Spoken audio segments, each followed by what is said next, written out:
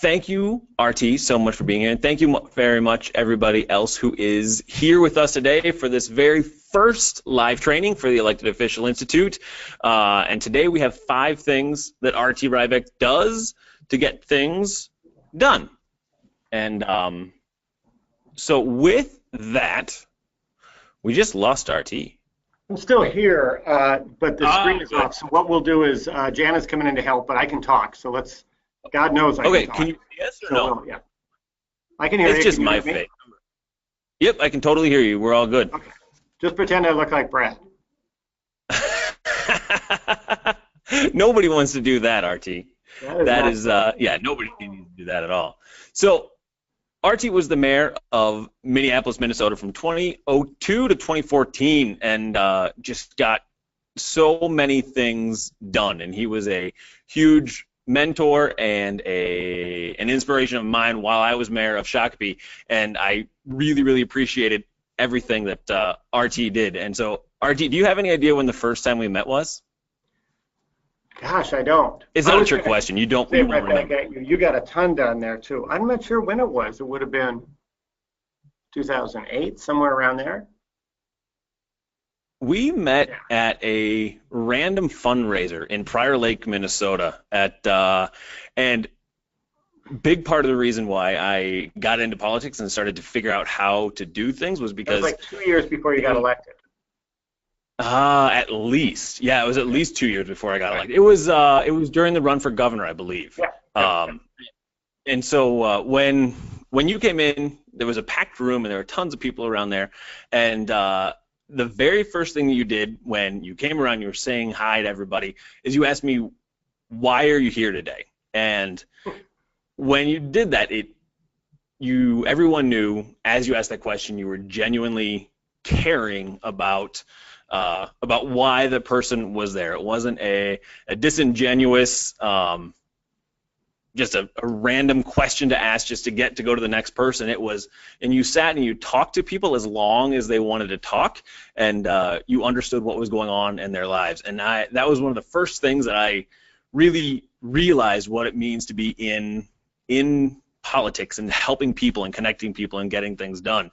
And so that's one of the things I want to talk about today is how you're able to make those connections with people and what it is about you that people can learn from and how you use that to get things done. So that's where we'll kick it off. It's not really a question. It's more of an observation of how do you work with things like that and connect with people on a very one-to-one basis for getting work done. Well, it's super kind. I really appreciate you saying all that. You know, I think I learned through trial and error or something. Before I was a mayor, I was running for mayor, and I didn't have any money, and nobody knew who I was, so I was just door knocking the hell out of the city. And at first, it wasn't going very well because I was, doing my best, but I'd walk up the front door and launch into this speech, blah, blah, blah, here's all the great stuff I want to do, and then people would kind of turn off and the door would close. And, after you repeat that a bunch of times, you realize, man, maybe I'm just not doing this right. So I remembered I used to be a reporter. I remember I'd been at front doors a lot, but I didn't walk up and tell people a bunch of stuff. I walked up and said, hi, I'm RT, I'm from the Star Tribune. Usually it was like a bad thing. I'm sorry about your loss. Would you mind if we talked a bit about that, if there's something you want to share with people? And basically, I learned how to get people's trust by asking them questions. That only works if you're genuinely interested in the answer, because people can see through it if you're faking it. I happen to think people are fascinating. I think everybody's got 15 minutes of interesting in them.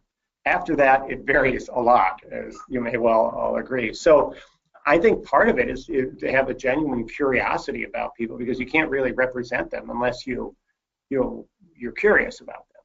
So I think that helps. Yeah, it absolutely does, and it comes through in everyday conversations and basis that way. So let's start with your beginning of things. And so you talked about how when you first went and you were running for mayor, your first time for mayor of Minneapolis, and you ended up winning big because you did that door knocking and that personal one-to-one connections. Why do you think that in politics today that those kinds of things are working? Do you think they're working as effectively today as they were back in 2001, early 2000s, or what do you think is the best way to connect and communicate with your constituents? Well, I think you have to kind of pull back from the politics a little bit and think, okay, what is government? I don't mean to be too lofty, but this is relevant. Okay, so to me, government are the things that we do together that we don't want to do on our own. Meaning, you can shovel your sidewalk, but instead of everybody shoveling their own street, we decided to do that together. That's government. I can take my toast out of the toaster if it burns, but if the whole house catches on fire, we don't all have buckets. We call the firefighters. That's where government is. The reason I say all that is, so then what is a political leader? It's the person we're hiring to do all these things that we do together. So I think part of the thing that you've really got to recognize is that it's not like you're the big kahuna in charge of all of it. You happen to be the person empowered to work on behalf of everyone. You're working for people, and you have to be cool with that. I had 400,000 bosses, and I liked that in part because I could get a lot from them. I learned a lot from them, and I do think that's a big part of that thing is to not get too complicated about what you're doing here. You're the person in the homeowners association who's going to figure out whether you want to have grass or turn it back to native prairie. You're the person, you're doing just this thing, and get rid of the mystique around government, because I didn't come out of government. And I love politics, but my background was from other places. That's probably part of the reason why we got along, because I didn't have any political background whatsoever. Yeah. But do you really think you need to? I mean, the fact of the matter is it should be. This idea of citizen leaders is really good, because what comes from, different than what I know, and that's kind of the beauty of it. There's no job description for political jobs, and that's a good thing, because it shouldn't be the same sort of person. I absolutely, totally agree with that. That is, and that it frightens me sometimes, because so many people think that they've been working on recruiting folks to run, especially in local offices and those kinds of things. And really everybody gets so scared about running and doing things because they're like, I haven't done this before, and I haven't had this. How do you get people to get over that hurdle? Why do folks like you and me that like to get shit done, how do we get over that hurdle, and how do we help other people do that? That's really a good question, and it's one I haven't cracked the code on, because I've spent a lot of time trying to talk people into running for office, and there's usually a certain mystique with all of it. But I mean, I think there's a difference. There's sort of this fine line between the opportunity and the urgency. I think a lot of times people run because they're mad about something happening, and that's an okay motivation if you want to change something. But I don't know. I mean, I haven't cracked the code on that, because I don't think enough good people run. You know what? The biggest place that don't run is school board, because there's nothing that impacts us more than kids, and it is so hard to get people to run for school board. And I understand it, because people would get upset about a pothole. They really get upset about a kid. And so being on that school board is tough, but man, you can really do a lot of good in that. And, I think people think it's a polluted business, rotten people. I found so few rotten people, really. I mean, I found mostly really decent people. I think people assume people will say really horrible things to you. And my wife Megan and I are around town a lot, and people say the nicest things. Every once in a while they kind of lay it on, but that's okay. I worked for people. Right, it works. Before we get too much further here, I just want to say we've got some folks that are on the webinar themselves. We've got Anthony, so thanks for being here, Anthony, Brian, Evan, and Maisha. Thank you guys very much for being here. I know we've got a bunch of other people who are watching live as well. And if you want to ask any questions, if you're on the GoToWebinar side of things, and you're here watching it live, there's a chat box that you can go ahead if you have any questions for RT, who's mayor of Minneapolis and now the CEO of the Minneapolis Foundation, and we'll talk a little bit, RT, about life after being elected official as well. But if you have any questions that you'd like to ask RT, there's a chat box there. It only comes to me, so I'm going to be the only one that sees it. So don't worry about what question you ask. They really mean things about me, and I won't see it.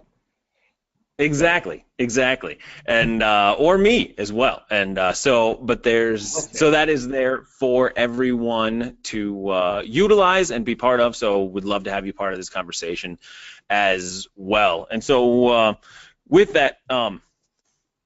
RT wrote a book, so Pothole Confidential is RT's book, and it's really good, and I like it a lot. So I've got a bunch of things that I'd like to ask you from there. But first question is, why did you write a book?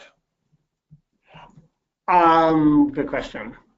I am a journalist by trade, and I really have hated political biographies because they're just it's like, everybody was, doing terrible things, and I stood up, and it was hard. Oh God, political biographies are just deadly to read. So I didn't want to do a political biography.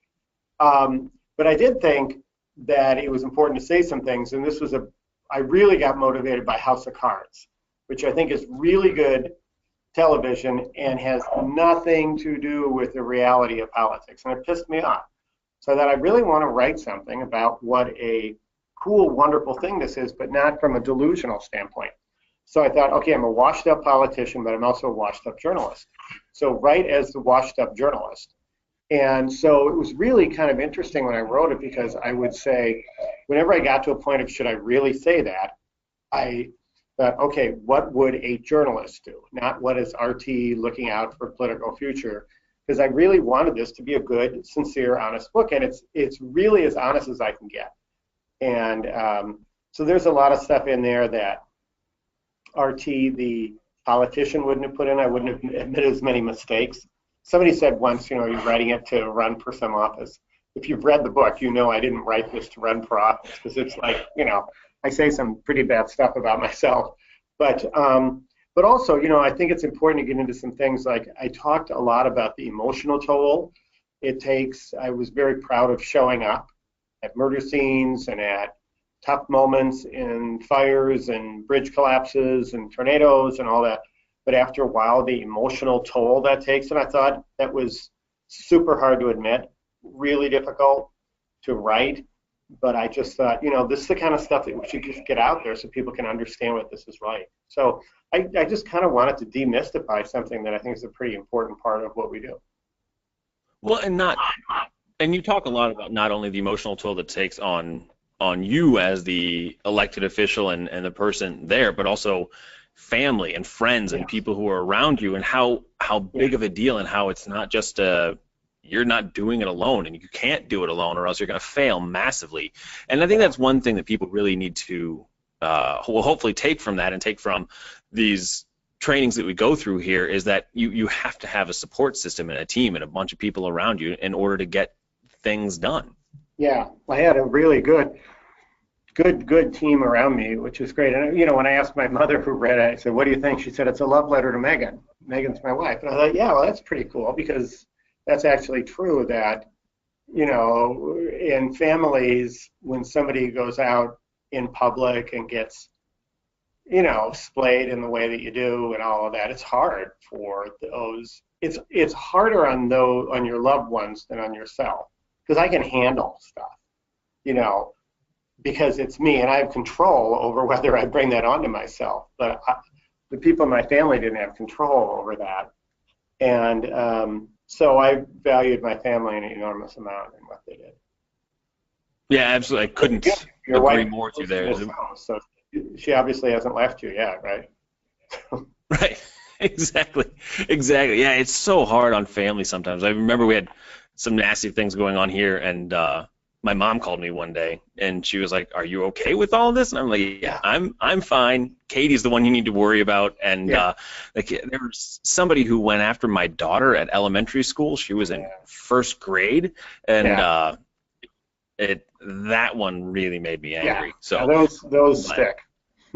yeah, exactly. That is frustrating. So let's get into a little bit here about. I want to get the goal of this conversation today is get to 5 things that RT does to really get things done. You've gotten just Okay. a ton of things done during your career as mayor, and want to get to how you do that and how you have really succeeded in handling a lot of different things at once, from being exceptionally complicated, significant things happening like building, getting the Viking Stadium built and getting that piece all taken care of, but also things that may or may not be much simpler things like putting the LOPA together and different events and things like that.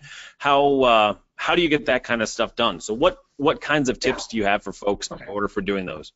Okay. So the first thing I would say is do what's right. Now I know that sounds, of course, but it's actually pretty interesting when you think about it. If you stop and think about, and I assume most of you are in some political realm or around that sort of thing, think about Yep. how a conversation starts in the office.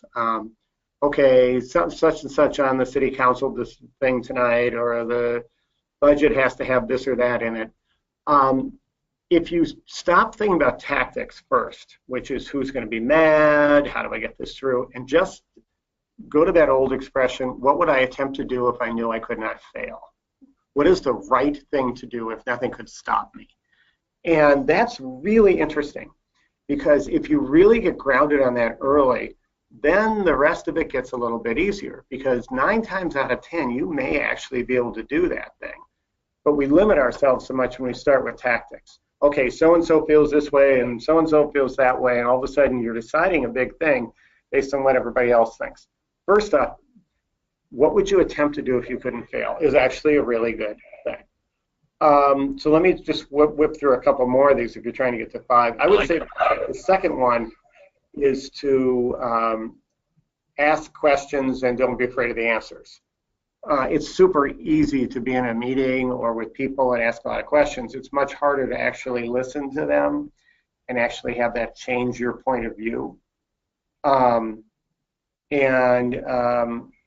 That's also about the idea that asking questions is a way to recognize that you're not in this alone. It's a very comforting thing to know that you're not in it alone, especially when I think about the big thing sitting on my shoulders. Kids are killing kids in the city. What do I do? Tornado hits in an area of huge poverty, and what do I do? I don't have to run all of it. You don't have to run all of it. That's a beautiful thing. So asking questions is really the window into opening up these new relationships. Mm-hmm.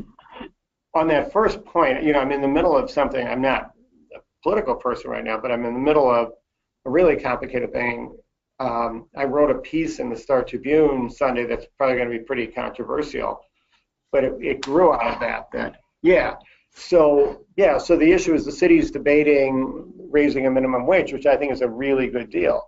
But they're doing it in a way with restaurants where they're not taking tips into account.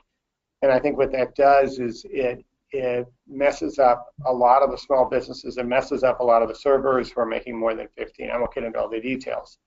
But I really wrestled with this a lot because, I have my opinion on a bunch of different policy issues, but I'm not the mayor anymore.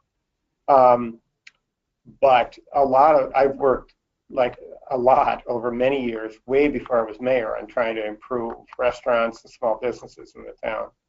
In part because my parents ran a corner store, and I watched them, their way of life, go away. Can't run a corner drugstore like my parents had anymore and make money. And so seeing this public policy issue come about with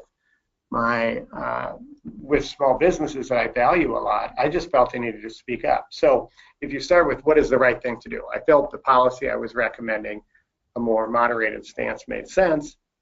So then, can you say it or not? So you have to think of the tactics. So it'll piss off these people, it'll be good for these, but that's all tactical stuff. Once you decide what you really feel is the right thing to do, The rest of it gets easy. Or, All right, so let's not go past that yet. Let's yeah, talk about. So you wrote this editorial in the Star yeah, Tribune, the Minneapolis major paper here, and I think it came out yesterday, right? yeah, Sunday. Yeah, yeah. and so with that, I'm a former mayor as well, and I find a really hard time balancing as to We I have to really step want in to or say not. things sometimes Yeah. and don't say things. How with this issue, not to get into too far into the tip credits and things like that, but how do you decide what you're going to hitch your wagon to, and when, and not just as a former elected official, but as an elected official, if there are Yeah. things that are going on in other arenas and venues, if you're a mayor, how deep do you get into legislative things and state things and federal things, and how do you make those decisions? Boy, it's so tough. I mean, you wrestle with the same thing. I don't think there's any answer to it. I try to be as open about that as possible. I am not the mayor anymore, so I need to give myself that point and feel good about that, which I generally do. I don't want to weigh in on everything else. In this case, it was only after months of literally every time I go out anywhere in the city. I go out a lot, people stopping me and saying, servers especially, saying that somebody had to speak out about it. Nobody's speaking out. They can't speak out because they feel intimidated, blah, blah, blah. So I finally got to the point of doing that. But it's not always well received. The mayor was angry. She called the head of my board of directors, that was one example. But, I think part of it is you have to say, okay, you're not in charge. You shouldn't jump in all the time. But, I was mayor for 12 years. And there's every once in a while a time when you should probably raise your visibility, but only do it really specifically and tactically. So I don't do it all the time. Right. Yeah, because this is the first time that I've heard, I mean, since you, and it's been a while now, so since 2014, that I've really heard you make a public big statement like this. I've, let's see, when have I been public? I've been public I want my work right now to be especially about education. So that's where I've saved most of my work. Mhm. There was a big public space next to the stadium that was getting privatized a little bit, and so I spoke out against that. Um, did this. I'm trying to think what else. I've been pretty public about Trump, which is the city. That's a whole different venue, though, Archie. Yeah, and that's a mess. So, and that's one of those things. I'm running a community foundation. It's not like I should go running around being political about everything, but I do think it's important. And thankfully, I'm backed by a board of directors who thinks it's important for me to use the experience I have to help make the city better, selectively. Right, exactly, and that totally makes sense. And this is a big one that affects people and the people that you Yeah. desperately care about, and as your time as mayor and now when you're done, that's it's a beautiful thing to work on. So that is good. So Could I so throw a far number we've got 3 in? Could I throw a number we 3? haven't I'm trying gotten to to work number toward three your yet. 5. If What was you're that? cool. I'm trying to work toward your 5 things, and I just thought of a third one. Number So, three, give it to us. yeah, spend more time and money where there's more need. Meaning there's a big difference between treating everyone equally and creating equity. What I mean by that is a lot of what I had to do was to go to some of the more affluent parts of town in southwest Minneapolis, where, by the way, I happen to have gotten the strongest, where I got my political start and where I got most of my support. I had to spend a lot of time saying to them, I'm really sorry, but I'm going to have to take a disproportionate amount of your money and bring it to North Minneapolis to get some of the public safety issues addressed, the health and welfare, the education stuff to a certain degree that I was involved in, and bring it to North Minneapolis. And that was complicated. But the beautiful thing about the people of Minneapolis is they were willing to do that. The idea would be if we can get that fixed, it'll get better. So when crime went up in North Minneapolis, I had to move some of the resources and police officers from southwest Minneapolis. And not everybody was happy. But when we were able to then lower crime in North Minneapolis, we could put them back and even more cops on the street southwest. So I do think you have to tee up choices for people. Excuse me, I'm sorry, I'm yawning here. And make sure that people understand that there's no free lunch. Absolutely. Yeah. How do you suggest that? So Minneapolis is a fairly large community, and a lot of people who are going to be listening to this are from small, medium, large communities as well. How does that really transfer and work into smaller communities that are 5 or 10 or 15,000 people? Well, I think it's on some level the exact same thing. There are not as many different cultures to cross and all of that. I mean, Minneapolis is really a collection of villages, about 40 different villages that, and so you kind of have in your head how to navigate through all that. The smaller the town is, the fewer of those there are. But like I remember, for instance, my first job was in St. Louis Park. I could still name the different parts of that city because it was separated by railroad tracks and freeways and others into these little niches, and not all of them were the same. So I would know that the second ward in St. Louis Park had greater needs than the fourth ward. And they weren't as acute, but they still were. And I think this idea that we're in it together is a constant challenge. Excuse me. I'll tell you why I'm yawning in a second. But I think this idea of trying to get everyone on the same ground, that somehow we can only succeed together, it's. I think that the experience I called out on that was from a kid's soccer team. Where the main thing you just say is spread out. We have to cover the whole field, and you kind of have to do that in a city. But there's some needs over here that are greater than others, and that's hard. Now, why should I care about somebody who isn't in my neighborhood or my backyard? You should care about them, hopefully, because it's the right thing to do, but you should also care about them because it's a smart thing to do. Your property value will increase if it's not near this place that has this big disparity, that sort of thing. We will have to ask you for less in property taxes if we get more from this part of town. So I think there are some tangible, selfish ways to do that, but I don't think it's wrong to go to people's self-interest. I think we should appeal to their spirit of goodness, but not alone. I think we need to make the case for them about why you're going to spend more money on curb and gutter in this part of town than in this person's part of town. And that's part of the job, explaining common ground. Right. So I've had a lot of our folks asking me questions recently about, on that same topic, that things seem to be, and from people who've been in elected office and things like that for decades, that right now seems to be different and seems to be politically very, very different than it has been. And we're not going to get too politically one way or another. We're going to try and make this be as acceptable to everyone as we can. Yeah. But in the era of Trump right now, it is just a different type of world. And even as I was finishing being mayor, you can feel the change. Right. And some people are really struggling with, while they may be extremely conservative as an elected official, they still want to get things done for their local community.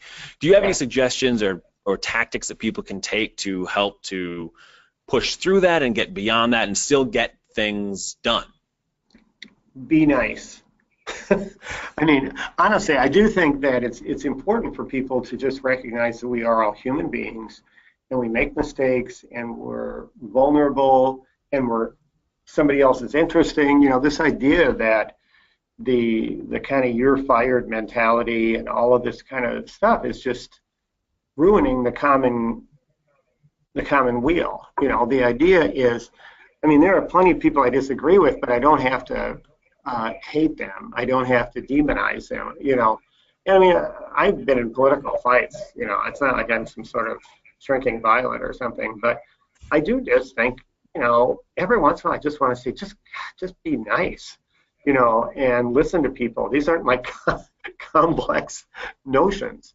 And I think, like, let's go, for instance, back. I don't necessarily want to travel back to that editorial I wrote yesterday, but I'm a progressive Democrat who believes in raising the minimum wage, who spoke against going too far, basically.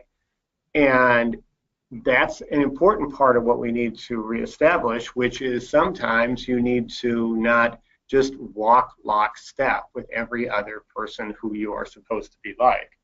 That has its consequences, but that's also, I think, at the core of trying to solve problems, of being able to say, I don't have all the answers, and by the way, I'm not going to take all of my actions from some sort of playbook that some advocacy group gives me. I'm sorry. If you want that, go elect an automaton and program in what sort of votes you want. If you want my perspective, which may or may not agree with.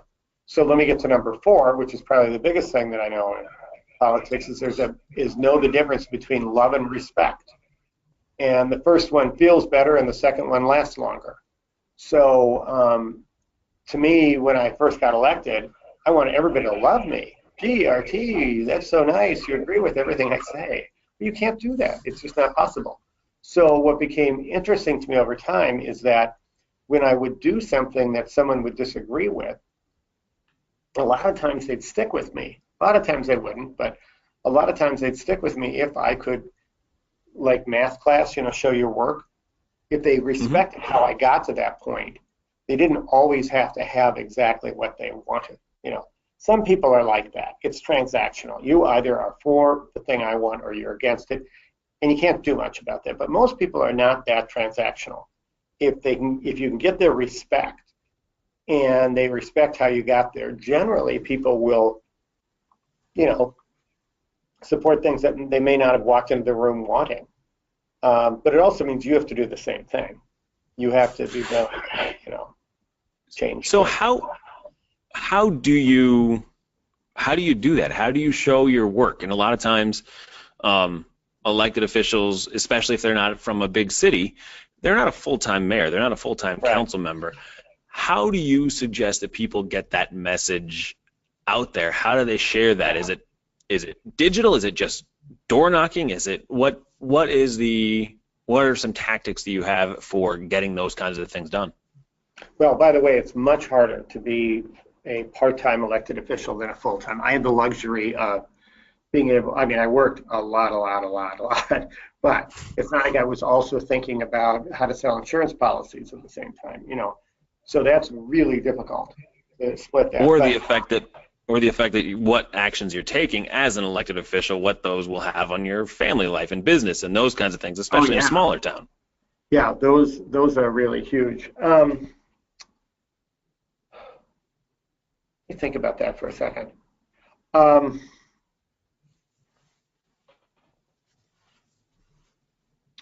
don't know. Ask me that again. Yeah, how can people really, when they're working to get big things done or anything done, they have to be able to show their thought process of getting there and show the work? Yeah.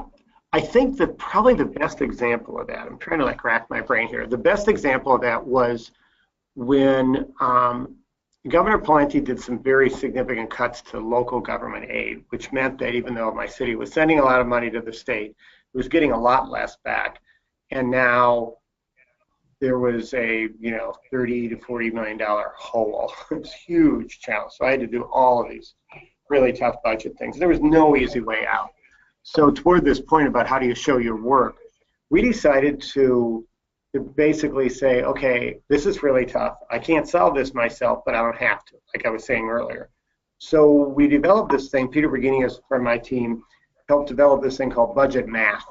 We took the city's budget and simplified it down to $100. Basically, if you had $100, 37 of those dollars would go to policing and 22 to fire, et cetera, et cetera. We laid that out. Then we went out into neighborhoods. Then the first part was we basically walked through the city's budget.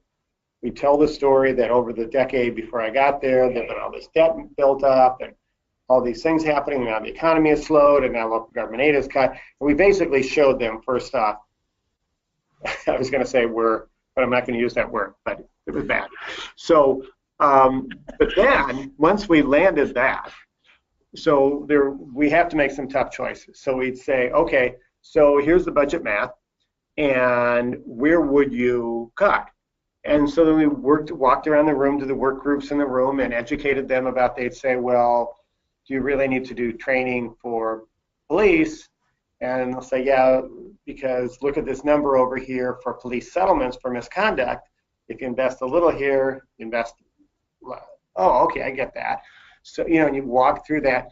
And so we basically just rolled up our sleeves and trusted the people in Minneapolis. And it was so cool because they really got that. But it means you have to be willing to listen. So, for instance, in my first term, I was all about trying to make the city run better. So I had this whole big idea. I wanted to plow all the streets in 24 hours, which sounds good, doesn't it? I mean, the faster the better.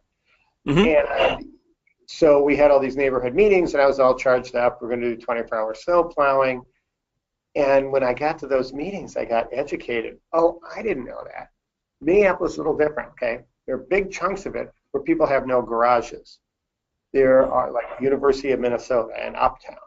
There are also lots of people who don't speak English, okay, and won't get the message as quickly.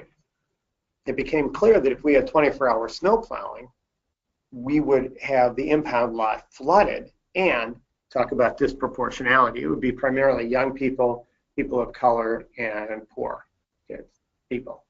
And so basically we thought, okay, wait a minute, that's not going to work. This isn't a time issue, it's a communications issue. So what we did is we went to those groups I just mentioned, laid out some really specific ways to communicate with them. You could sign up for reverse 911 and email listservs and this and this. So we just did a lot of that organizing, but we continue to do it over a 3-day period, which has its consequences, but it's dramatically better. So you have to be willing to learn something. Right. Show their work. So they showed their work to me. In that case, it was like, oh, I get it. I'm wrong. And so I broke a campaign promise. And when I was running the next time, somebody threw that up in my face. You broke this promise. You said you were going to do 24-hour snow plowing. And I said, you should have reelected me because I'm not. And here's why. Here's what you taught me. And so exactly. Sort of, yeah. Right. All right. So where we're at right now. So we're working on 5 things that RT, 5 ways RT gets things done. So we're on number 4. So the first one that we've got right now is do what's right. So do the right thing as you're doing work. Second one is ask questions and make sure to listen to the answers as you are getting them. Third one is to spend more time where there's more need, spend time and money where there's more needs. That's the third one. Fourth one is the difference between love and respect as an elected official. So we've got at least 4 good things if you can't get to a 5th one for us. We're close. 5th, always follow the twins. No. I'm a Twins fanatic, so actually, so let me think here about number 5 here. Would be. Oh, no, that's just not going to work. Get that glass out of here. Thankfully, we're not in the same room. Exactly. Let me think here. I'll get to it. How much time do we have left? We've got about 10 minutes left, so okay. I swear I'll come to another one. We'll come up with. I know you will. All right, so I want to talk a little bit as well about the teamwork side of things.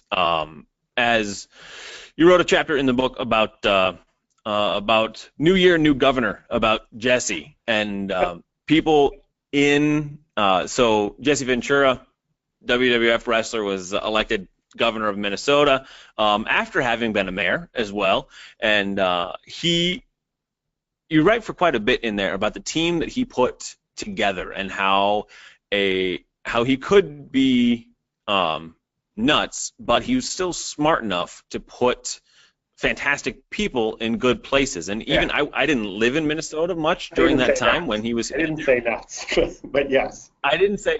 You did not say he was nuts. That was me and my outsider's perspective. Yeah. But he's got a new TV show coming up as well. I just saw that the other That day. that in fact could be nuts.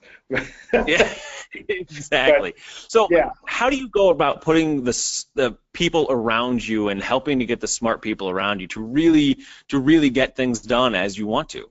yeah. Okay, so here's number 5. You're not in it alone. Okay, so the the the person who was the key to Jesse Ventura's staff was his chief of staff, Stephen Bosacker. When he was done with Ventura, I hired him, and and then to be the city coordinator, the chief administrator, and then Tina Smith, now the lieutenant governor, was my chief of staff. And so the two of them, and then Barb Johnson was the city council president. So the four of us really, that's when we got the most stuff done. Barb and I are very, very different people, but we generally respected how we got to each position. And then with the chief administrator of the city and my chief of staff, the four of us really got a lot done without me walking in and saying, I'm the mayor, I'm in charge, and getting in a big power fight with Barb or this or that. We just did it together. And that was also the period where I was involved in so many regional things, helping to start the Itasca group, Greater MSP, the Regional Council of Mayors, Generation Next, few other things that basically were about this idea that if you walk in and you don't have to impose yourself on everybody, if you don't have to be in charge, you can get a lot more done. So a lot of people think of mayors, oh, you're the person in charge. Well, I realized I couldn't get a single thing done by myself. If you really think about it, there's nothing I could do myself. As a partner with other people, it'd be great. So if I stopped trying to be, the grand poobah, and instead just kind of be open to other partnership, it wound up much, much better. So number 5 is you're not in it alone. That's a good thing. I like that. Why do you can't do anything yourself and be happy about it? There you go. Be happy about it, exactly. Yeah. Why is that was one of the things that surprised me as I got involved in things is as a private citizen, I never really realized the importance and everything that was getting done on a regional level and the regionalism, why that's important. Why is that the same way across the country? And then secondly, why is it important and should it be if it's not? Well, I'll give you an example. You did a lot of great stuff opening new businesses there and attracting different businesses from other places. Well, why would anyone in the city think good about that? Shouldn't that be something locating in the city instead? The point I would make to them is, look, they may be working there, but they may be living in our city, and vice versa. That for us to have all these businesses, we're going to have workers from all places. A city boundary is pretty arbitrary. It got there because of freeways, railroad tracks, real estate development. City boundaries mean very little, except it happened to be where people pay property taxes. So, like, I don't live in Minneapolis. I live in Minneapolis-St. Paul, which is a region where different people pay property taxes to, scores of different units, but we're part of one area. Right. We may pretend that Shakopee is dramatically different than Minneapolis, but it's really not. It's part of the same economic ecosystem. States are not as relevant anymore because they're not as unified an economic spot. Cities, meaning metropolitan areas, not Minneapolis, metropolitan areas are contained economic ecosystems, and they're interdependent. And that's where the power is across the world. It's also why we're having all these fights about globalism and Brexit and all this stuff here and everything else, because the economy is concentrating in these mega regions. We're fortunate enough to be one of them, but it means that if you get into the greater Minnesota and parts of the state, we have to do some intentionality to help lead the economy back harder by lending some of the economic vitality of the metro to it. So I don't think it benefits a person in Minneapolis to be fighting with Edina or St. Paul or Shakopee. It's just, we're the same. It's like kicking your family out of the house. It may feel good Exactly. if you're bad, but you need him for a whole lot of reasons, I Right. Got guess. to keep it going. Yeah. Yeah. All right. So we had a question as to if you've ever had to use any veto power as mayor, and if you did, why and how did that work out? I think I used my veto 4 times in 12 years, and 2 of them were on technicalities.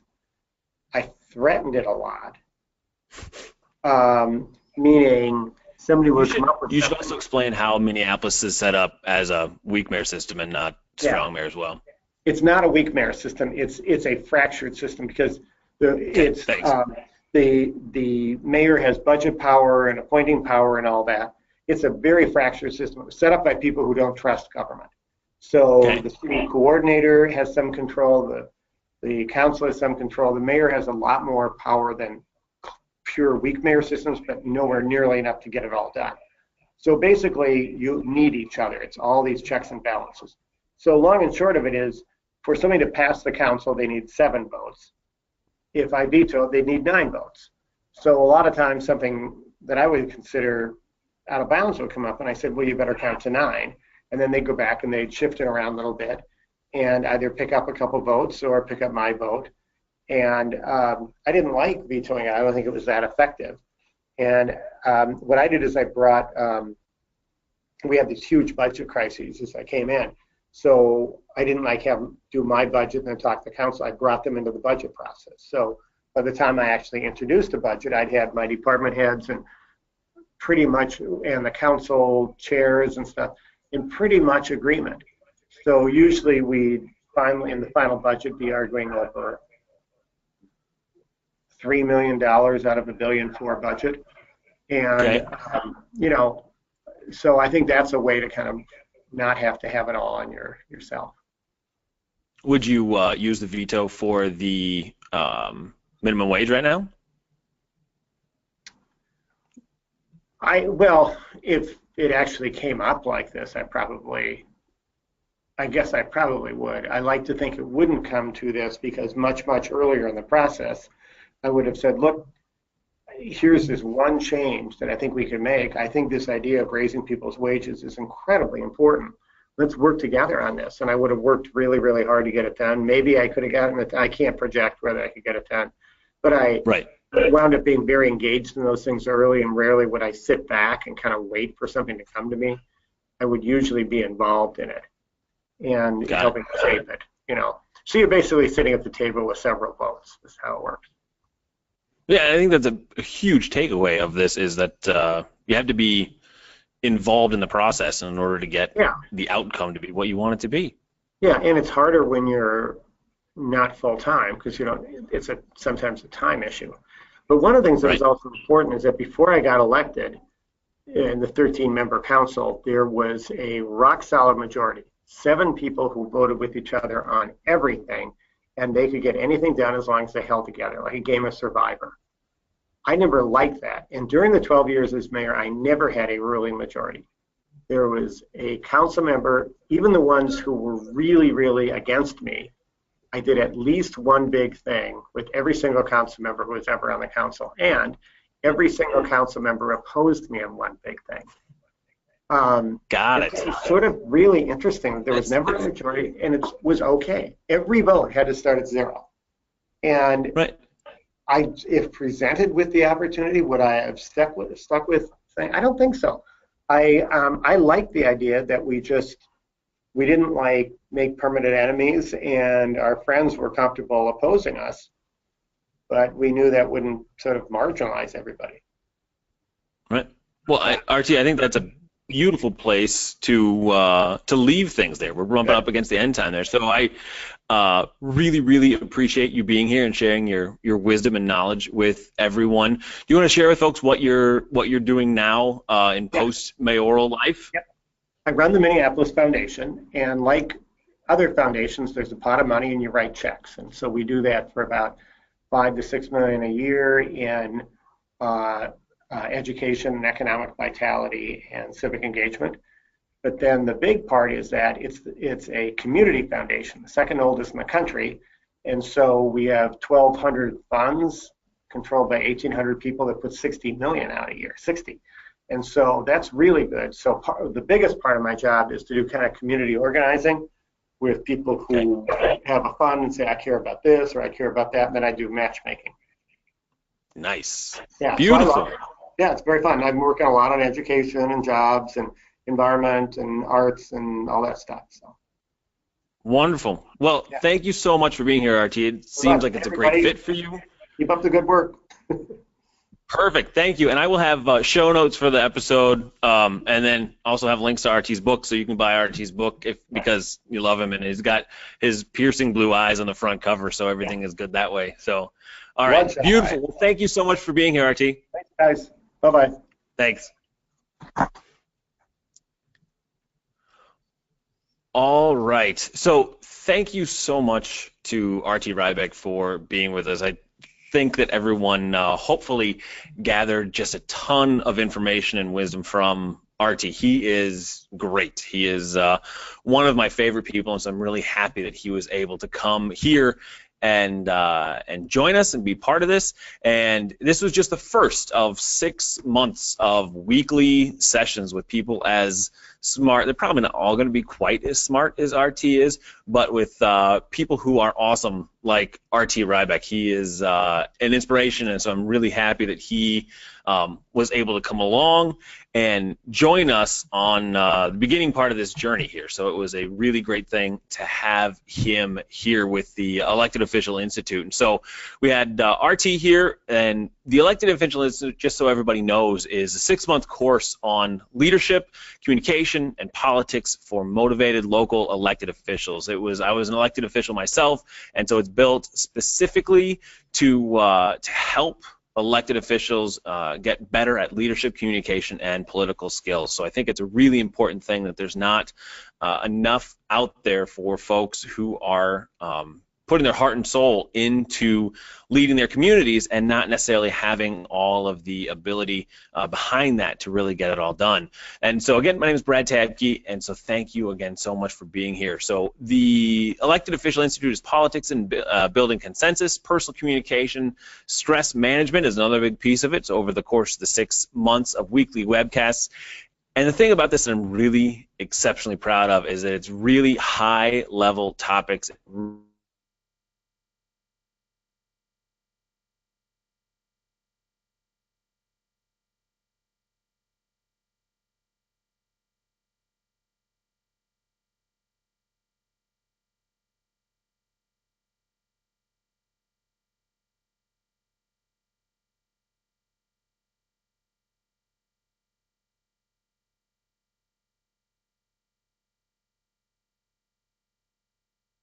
Figure it out. This one? All right. My wife is helping me out today, and so she's awesome in keeping me on track. So we're good there? Got it. So we lost it for a little bit there. Sorry about that. So we've got live trainings, mastermind sessions, local elected officials, and Q&A sessions each month available for everyone. So Sally Hogshead is an extraordinary author, and she is the author of Fascinate. So she will be with us for the Elected Official Institute, and she will have a really special hour that she's going to teach everybody about how to best use your personality. She teaches to Nike and Godiva Chocolate and Mini Cooper and to all sorts of folks. And so I don't think ever before talent of this caliber has been available for local elected officials. Dr. Norman Cotterell from the Beck Institute has a PhD in psychology and cognitive health. He is going to talk with us about how you can identify anxiety issues and different things like that and manage the stress of being an elected official.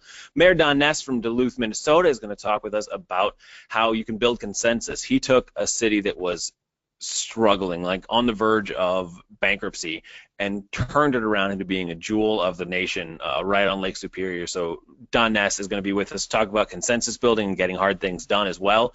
Jack Uldrich is a futurist. He's going to talk about change management. Chuck Marone will be with us tomorrow, actually, so you'll be able to join us tomorrow for Chuck with strongtowns.org. So Chuck is amazing in working on things that help make cities more culturally and fiscally sound, so it's really great. Stacey Mitchell will be here with the Institute from Local Self-Reliance. We've got elected officials as well, so Vice Mayor Allison Quast-Lentz will be with us. She is awesome. I really, really like her. I spent about a week talking on the phone with different elected officials from across the nation, putting the course, this training together, and she was a lot of fun to talk to. With that, Mayor John Curtis will be with us next week, so a week from tomorrow, on the 20th of June. Mayor Curtis will be with us from Provo, Utah. Then in July, we also have Roshini Rajkumar will be with, actually she's in September, with 3 books. Communicate That will be the second of 3 book studies that we do during the course. And finally in November, we'll have Dan Heath. He and his brother co-authored the book Switch and Made to Stick. And this is how to make change when change is hard. So it has perfect governmental connections to it that you will be able to get a lot out of. So I'm really excited about it. So 6-month course, online course. We've got weekly webcasts, experts in high-level topics. And right now, through the month of June, you're getting the first month for free. So that's what today is the beginning of these 6 months of trainings. And so this much talent and this many people in one area is a tremendous value to folks. This is a 3-day conference. This is way more value than what a 3-day conference would have in numbers of speakers and the talent that's there. Would be cost you $4,500. You'd have room and board, $950. Books and gifts and things like that would be $150. Consulting time, if you were to put those things together, would be $525. And then along with that, that would be over $6,000, and so you are getting over $6,000 of value from this course alone. And so we're not doing it for $6,000 because we know that elected officials can't afford that, and cities can't politically afford to spend that kind of money. And so we first had it priced at $3,900. We got very clear feedback from everybody that $3,900 just is not going to work as well. So for a limited time, right now, we are giving you the option of an early bird pricing for the Elected Official Institute 6-month course, weekly webcasts, experts, and very high-level topics for just $995. So we would love to have you join as a paying member. You get the books, you get talks with the authors, and you have through June 20th, so next Tuesday, so after Mayor Curtis's training session at midnight. So 11:59 p.m. at midnight is when the $995 early bird pricing is complete. You have to purchase by next Tuesday at 11:59 p.m. in order to get that great price of $995. So I really want this to be accessible and affordable, and here for elected officials to use and to learn and just to better serve their community with that. So I thank you very, very much for being here. You can learn more about the course at theelectedofficialinstitute.com. Again, that was theelectedofficialinstitute.com. And again, thank you so much to RT for being with us today. I really, really appreciate it, and I hope you join the course to get just tons and tons of value like we gave you today with the Elected Official Institute. So go to theelectedofficialinstitute.com and get started. Thank you.